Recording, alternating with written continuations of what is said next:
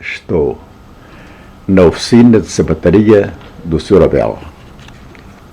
Aqui é um lugar de aprendizagem constante. Ó Sr. Abel, aqui da sua oficina não distava muito longe uma outra oficina que era ali os ferradores, não é verdade? Era uma ferradoria que existia ali na... Hoje está lá um escadaria, mas na altura era uma calçada, que é a dita calçada do Calvário. Existia ali um ferrador, onde ferravam os cavalos, ferravam vacas, os animais de altura, não é? Portanto, ao fim e ao cabo aqui, na sua oficina, calçavam-se os homens e lá calçavam-se os animais. Cavalos e vacas. Vacas também. Muito bem. Mas o senhor falou-me que também lá viu calçar vacas. Como é que chamava esse calçado? Aquilo chamava-se... eram os canelos que eles aplicavam. Os cavalos e os burros eram ferraduras e as vacas eram canelos. Mas para aplicar aquilo, você falou-me que havia ali um tronco para segurarem as vacas. Como é que era? Eram quatro postes em madeira fortes, umas correias, e aí tinham um ferro também, que era onde metiam ali as vacas naquele encaixe para as segurarem. E assim eram ferradas ali, é o chamado tronco. O tronco. Aqui o meu colega completou como é que seguravam a pata para lá pôr o sapato. O canelo. Era assim, portanto havia 4 troncos que formavam uma espécie de uma jaula. Pois esses 4 troncos eram ligados por umas tábuas, não é? Claro. Nos dois troncos da frente seguravam a vaca, amarravam-lhe os cornos. Os chifres, claro, para os para ela não mexer muito com a cabeça. E atrás, quando era para ferrar a pata traseira direita, amarravam-na ao tronco do lado direito, traseiro. E ali já podiam trabalhar à vontade. Depois mudavam para a pata esquerda, soltavam aquela pata e passavam para a pata esquerda, que amarravam ao tronco, também para trabalharem à vontade. Para ver coisas se faziam isso. Exatamente. Muito bem, mas vocês também me falaram que ali a seguir aos ferradores, naquela rampa até lá em cima ao Calvário, o que é que havia? Aquilo eram os muros e de baixo até em cima havia lá uns grampos, Umas argolas tipo, e às vezes ferraduras velhas que estavam ali, que era para amarrar os animais ali.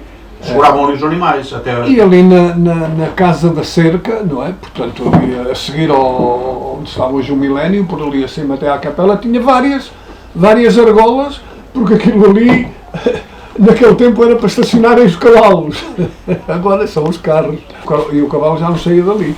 Muito bem, mas ali o Sr. Abel disse-me uma coisa interessantíssima, que usava-se muito a albarda. E a albarda era enfardada com palha. O que é que acontecia lá? O que é que viu? O que é que viu? Quando a albarda às vezes estava rota, os animais estivessem muito juntos uns aos outros, um dos animais começava a comer a palha do outro. A palha da albarda, porque eles estavam ali o dia inteiro, por vezes nos dias de feira principalmente, estavam o dia inteiro, só iam embora à noite e eles tinham fome, iam comer alguma coisa. Quer dizer, a albarda de um era a mais dura do outro. Ora, vejam como é que eu aqui... Era o almoço do outro. Vejam como é que eu aqui na oficina do Sr. Abel, onde ele e o mestre fazia calçado para as pessoas, acabamos por falar no calçado para vacas e cavalos. Mas ao Sr. Abel, o senhor contou que era um cliente ali do ferrador que vinha da serra fazer a feira, trazia centeio ou viesse vender, bebia aí os copos e depois, quando ia de retorno, como é que fazia com a égua? O homem era um senhor da serra, que naquele tempo as feiras demoravam, era todo o dia, e havia aqui em frente à minha oficina, havia aqui uma carpintaria, e que havia umas escadas aqui na rua, e o homem para montar na égua, encostava-se ali às escadas para montar na égua. Então, depois de montar na égua, o homem anda, vá, ordinário, marche, bora, e lá ia na égua, via fora lá para a terra dele. Então dava-lhe a ordem tipo militar, não é? Era aquilo. Como é que dizia ele? Ordinário, marche. Muito bem.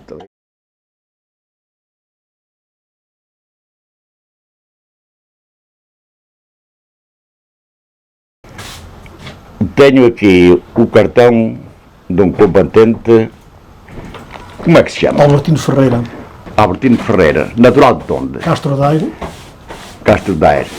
Foi para a guerra, para a Guiné, para a Guiné, com a especialidade de enfermeiro. enfermeiro. Muito bem. Conte-me lá isso daquele ataque que tiveram, como é que se chamava o lugar onde estavam? Guilege. E falou-me noutro termo próprio da Guiné, que eram as águas, como é que se chamavam? Bolanha. A Bolanha. Houve uma altura em que foram atacados a sério, conte lá isso. Foi em fevereiro de 1969. Muito bem. Estavam no quartel. Estávamos no quartel, tínhamos informação de que eles nos iam atacar e, entretanto, o capitão saiu com o avião para ir fazer o reconhecimento para ver se de facto era a realidade que nos tinham. A informação estava correta. E, entretanto, foi verdade. Aquilo foi verdade. Só que ele regressou e mandou fazer duas obusadas para o Carreiro da Morte, que era onde eles estavam a atravessar. Chamava-se o Carreiro da Morte. Muito bem. E, entretanto, pronto, aquilo não se deu nada, passou-se o tempo, aquilo não deu nada. Passado umas 2, 3 horas, né? Eram para a volta das 4 horas, mais ou menos, eles desferem um ataque tremendo de canhoadas, de canhões e morteiradas e tudo, atacaram-nos o quartel. E é claro, nós, como estávamos indefesos, não tínhamos hipótese, tínhamos que nos abrigar. Ora, nós íamos para a bala, elas caíam nos abrigos. Saímos dos abrigos, elas caíam na bala. E é claro que aquilo deu-se para ali um pandemónio que já ninguém se entendia com aquilo. Era um ataque intensivo. Intensivo. Acontece que o capitão sai e pergunta ao comandante da artilharia, que era um alferes e um Furriel, que estavam lá na artilharia para comandarem, para mandar os obuses. Só que ele disse para mandar os obuses, porque estávamos a ser atacados, mas os obuses têm um alcance maior claro, com o canhão e com o morteiro, não é? E então o obus caía sempre mais longe do que o... Já estava mais avançado o inimigo. E é claro que o alferes e o Furriel mandaram retirar o pessoal que lá tinha, o cabo e os outros e os soldados, ficaram a municiar aquilo. É claro que quando eles mandaram a primeira canhoada para lá, eles foram logo atacados, logo há umas 10, 12 canhoadas, em cima do obus, destruiu tudo e mataram, ficou tudo destruído, eles ficaram destruídos. Para os defender. Portanto, desses seus camaradas, você viu morrer o alferes e o Furriel. E o Furriel. Mas falou-me também que depois, no dia seguinte, chegou o Spínola. Chegou o Spínola lá.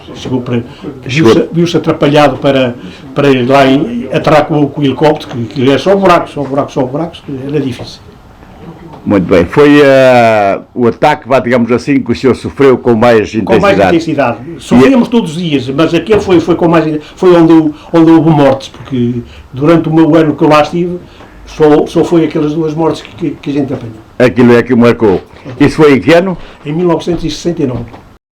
Sr. Albertino, eu sei que vocês, e até os civis, comunicavam aqui com a família através de aerogramas. Que eram os papéis dobráveis e fechados, e aquilo também ia à censura, que aquilo muitas vezes não se recebiam porque a gente dizia qualquer coisa que não era, que se passava lá e que nos podia dizer, eles cortavam aquilo. Então quer dizer, os próprios aerogramas eram censurados. Censurados, eram vistos. Os soldados não podiam dizer tudo o que se passava lá. O que se passava lá. Muito bem.